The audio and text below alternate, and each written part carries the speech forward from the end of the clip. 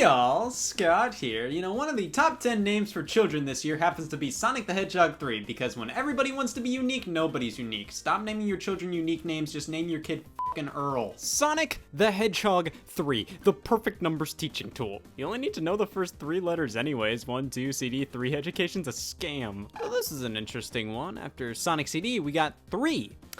This never happened. While CD is a mainline Sonic game, it's often pushed to the side when the classic Sonic era is represented in various media. It's probably because it's the most obscure, as it was released for a CD add-on that barely sold over 2 million units, but I'm gonna say it's not represented as much because God's doing us all a favor. Let's hear it for Not Sonic CD! Only a mere 3 months after Sonic CD's North American release, Sonic the Hedgehog 3 released, which released 3 months after Sonic Spinball. That released? You know how businesses work. After Sonic Spinball allegedly releases, it all goes downhill. This isn't commenting on the quality of Sonic 3, not at all. But I feel at this time the Sonic franchise peaked on the Genesis in terms of popularity. Sure, fans of Sonic just ooze themselves over Sonic 3, but talk to any average liver of the 1990s, and if they played Sonic or even just remember Sonic at all, I am pretty sure they'd only be talking about Sonic 1 and Sonic 2. This one wasn't nearly as iconic to 90s pop culture as the first two. Now, to Sonic fans, I love when it does that. this is easily one of the most beloved titles in the series. I just think it came out right when we were experiencing Sonic Overload. I mean, it came out 3 months after Dr. Robotnik's Mean Bean There were 4 Sonic titles in the span of 3 months? Sure there were. I still believe Sonic Spinball was a lucid dream I had once and nothing more. And it gets harder and harder to believe that. Sonic the Hedgehog 3 was meant to be the magnum opus of the series at that point, the ultimate Sonic adventure, starting development after Sonic 2.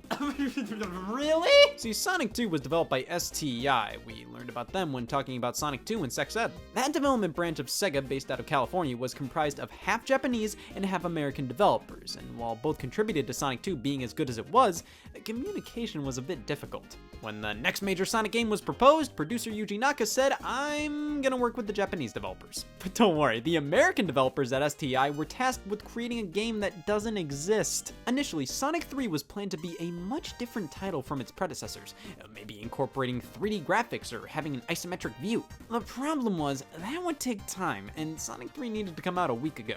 A 2D platformer just like regular Sonic games it was, but sticking with the tried and true formula wasn't stopping the developers from wanting to push boundaries. This game was going to take place in a large connected world. Each zone led to the next seamlessly, and there would be so many new zones, power-ups, characters, abilities, a more fleshed out story, a kiss goodnight. This was set to be one of the biggest Genesis games ever. Sonic the Hedgehog 3 was released in North America on February 2nd, 1994. It was Groundhog Day, but Sega considered it Hedgehog Day. Marketing was thick with this one. Music was released, events took place. I was beyond excited, and I wasn't even born yet. That's the power of Sonic 3. In terms of my history with the title, while I owned Sonic 1 and Sonic 2 for my actual Sega Genesis, I didn't own an actual copy of Sonic 3 or any other Sonic title because I was too busy owning Miss Pac-Man for Genesis. This was my full childhood Genesis collection. I must be fun at parties. Can't wait until the next Sonic game I take a look at, Miss Pac-Man. See, it took until I owned a GameCube for me to count to 3. I got Sonic Mega Collection, and that's how I discovered the rest of the Genesis Sonic lineage. What the f is that? Sonic 3 was playable here, and just like Sonic 1 and 2 before it, I never got far in this one. I really enjoyed playing it, honest to God, but an ongoing theme with 2D Sonic games I played as a kid was I could only get about 2 levels in before giving up. I never got past Marble Zone in Sonic 1 as a kid, Chemical Plant Zone in Sonic 2. I don't even remember getting past Angel Island Zone in Sonic 3 at all. It's the first level. Again, I can talk about Miss Pac-Man if you want. I don't know why I couldn't get past anything in this game, but regardless, I played that first level again and again and again. I would play this and all the Sonic games that exist consistently, even if I didn't make really any progress in them. Well, I do own Sonic 3 for the actual Genesis now. The box art's so much more detailed and colorful, showing a lush island setting. But that didn't stop them from using the exact same pose for Sonic again after using it in every piece of artwork in North America previously. Sure, in Japan, all the Sonic boxes follow the same formats, but it's all unique art, and Europe is just happy to be here. New attitude, new enemies. It was a yearbook quote contender, I'll give him that. I should finally beat this game. There really are no excuses anymore. I've beaten Devil's Third, my prerequisites out of the way. If I can't be happy with myself, then I sure as hell can beat Sonic 3. You ever spray paint a tomato blue?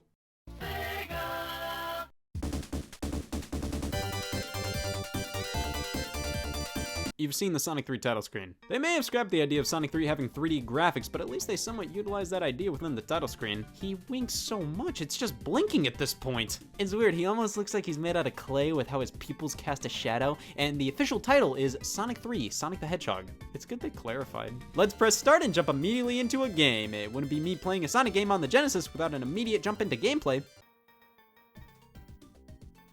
Who am I? This isn't right. A Genesis Sonic game you can save your progress in? Have the past 3 years been a lie? I don't know where I am, but I have the sudden urge to not have sex. We jump into a cutscene. 2 mammals, a plane. It must be Sonic 3. So after Sonic 2, Dr. Robotnik's death egg falls out of space onto Angel Island, an island that floats. That's stupid. Because of the power of the Master Emerald. Never mind. It's guarded by one Knuckles the Echidna, a red thing. I thought he was a girl as a kid. He's pretty stupid, so Robotnik tricks him into thinking Sonic's a bad guy, so when they all go to check out Angel Island Zone, Knuckles is always one step ahead of them. He steals all of Sonic's Chaos Emeralds he collected from Sonic 2, sets up traps, always makes things difficult, so not only are we up against Robotnik, we're up against friendship. So now we're off to play an actual video game, and Sonic 3, well, it is building upon exactly what Sonic 2 was. Visually though, it does look quite distinct.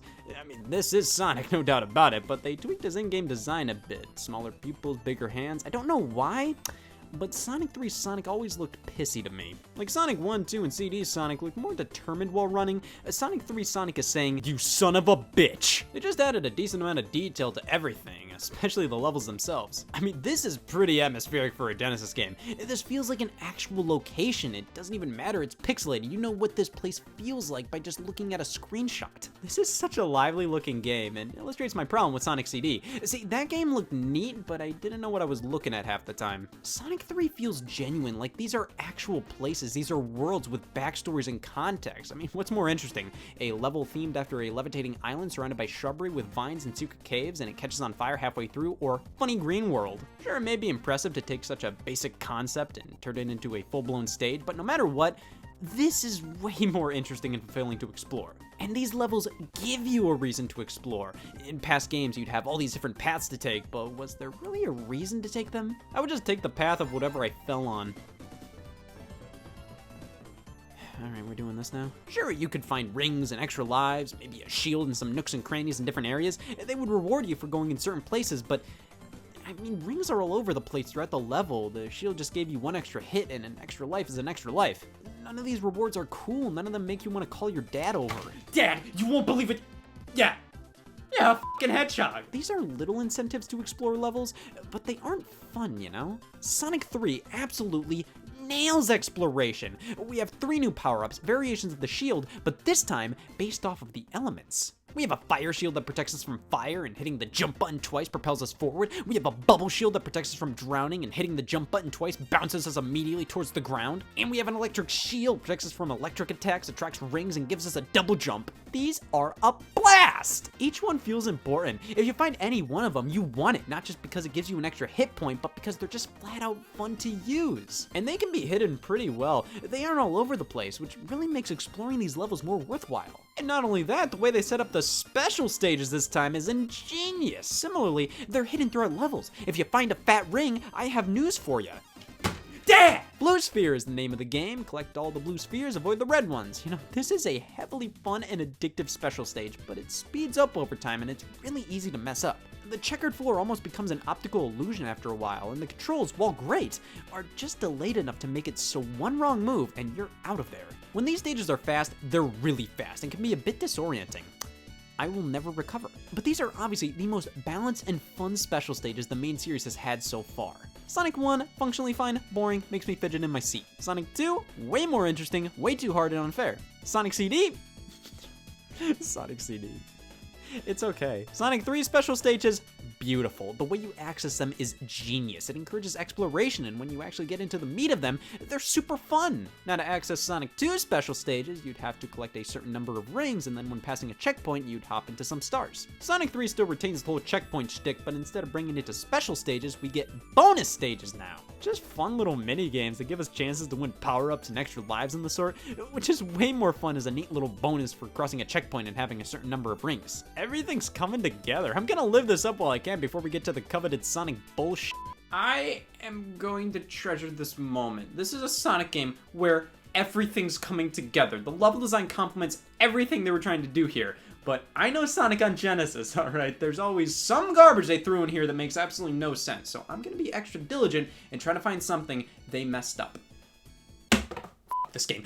This game! Well, there is the insta-shield ability. If you jump and then hit the jump button again as Sonic, this little bubble appears quickly and offers a slight boost to your attack and defense range. I mean, I'm not gonna complain about it. It's a nice little bonus, but what it adds is pretty minimal. But Tails here is far more beneficial in this game and how he acted in Sonic 2. If a second player is controlling him in a typical game, he can pick Sonic up and fly. And if you only want to play as Tails, you can fly around and swim. And in the competitive multiplayer mode, you can play as Knuckles. This game is incredible and not pinball because that doesn't exist. This truly does seem like Sonic 2, but everything is refined, everything is better, new additions, new abilities, new attitude, new enemies. Well, let's jump into the levels here. Just like Sonic 2, each zone has 2 acts, but Act 1 doesn't just fade out and then we hard cut into Act 2. No, when Act 1 ends, Act 2 just begins right there where 1 left off. And then when Act 2 ends, we get a cutscene showing context to how Sonic and Tails travel to the next zone. Each act has its own unique music pieces, unlike in Sonic 1 and 2, where the music was the same across each act in a zone. This is a huge step up, not only making the levels feel like they're a part of a cohesive world, but also giving each act its own feel.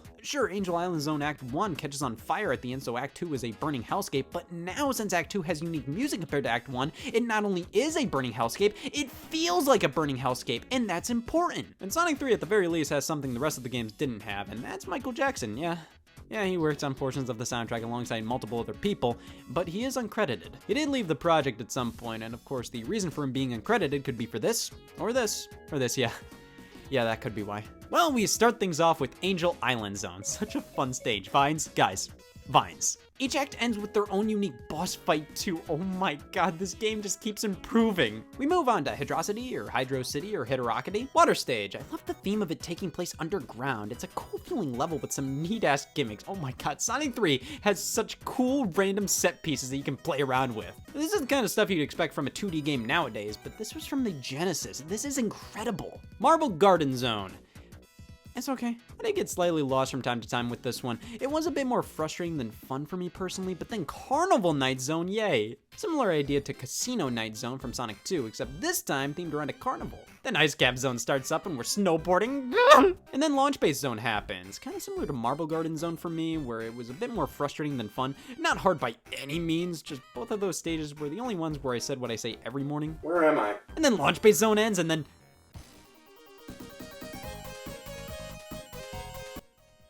And that's it? And 6 zones? They were all good, but that was nothing! The game just ends, and the final boss doesn't even feel like a final boss, it just feels like any other boss in the game. Now, I really am not the kind of person to complain about game length too much. If anything, I prefer shorter games. If Persona 5 was less than a sentence long, I might take a look at it. I don't really mind the length of Sonic 3, it honestly takes about as much time to clear on your first playthrough as Sonic 1, 2, or CD. The levels themselves are quite expansive, and there's tons to do in them, and secrets to discover. You can beat the special stages, collect the 7 Chaos Emeralds, and unlock Super Sonic. It's just... the game ends out of nowhere. The assortment of levels just feels odd, like this shouldn't be a whole game. It's like if Super Mario World ended after the 3rd castle. Like, yeah, that was really good, but you go to all the trouble of fleshing out this world just to only do this much? Well, that was Sonic 3, and that was a great, albeit incredibly short experience. Now, do I prefer it to Sonic 2, which was my favorite of the past Genesis Sonic games?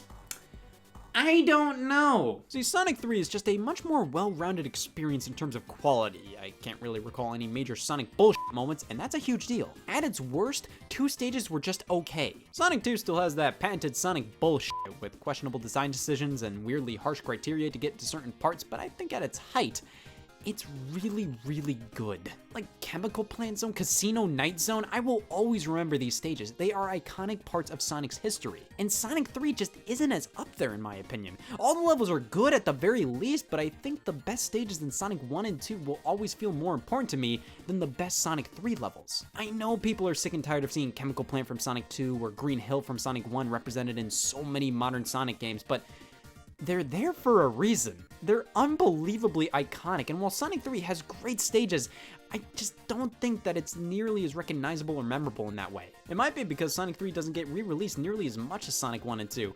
Definitely because the soundtrack has some legal disputes, there are just a lot of fingers in this pudding. So while it does get re-released from time to time, most of the time, if Sega has to put out old Sonic games in a collection of some sort, they usually just do Sonic 1 and 2. Those are the most iconic after all. It's kind of like how Miss Pac-Man is re-released. Namco definitely can re-release Miss Pac-Man if they want, but that game has more contracts and licenses associated with it, so if they have to release a Pac-Man thing, they'd rather just re-release the original Pac-Man. I can go from Sonic to Miss Pac-Man on a dime. My childhood Genesis collection does ring true to this very day. Sonic 3 sold well, but 1 and 2 sold really well. Maybe because Sonic 3 just felt like half a game. Like, it has less levels than Sonic 2, and it just ends out of nowhere. It feels like this is Sonic 3 Part 1. Maybe because that's what it is. Yes, as previously stated, Sonic the Hedgehog 3 was envisioned as a massive project. So much so, they had to split it into 2 parts to not only release Sonic 3 on time, but also so then they wouldn't have to deal with unloading the entire game onto 1 cartridge. So we have one more Genesis Sonic title to look at. On top of Sonic 3D Blast and Dr. Robotnik's Mean Bean Machine and Knuckles KDX for the Sega 32X add-on, but not Sonic Spinball, because I have a givable shit about reality and this isn't it. Name one time Sonic Spinball existed. Go ahead. Name one. Sonic Spinball. Sonic Spinball? Sonic Spinball. I was a different man back then.